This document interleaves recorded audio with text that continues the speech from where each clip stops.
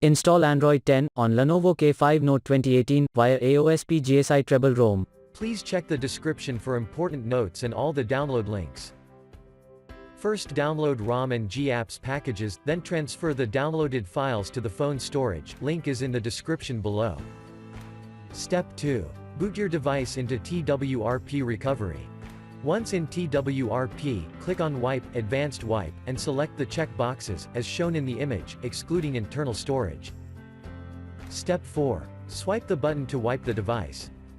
Step 5. Go back to the recovery main screen, and tap on the Install button. Step 6. Navigate to the storage, and select the GSI ROM file. Step 7. Finally, swipe the button on the screen, to install ROM file. Step 9. After GApps flashing completes, select Wipe Cache and dalvik from bottom left side of screen, and swipe to wipe. Step 10.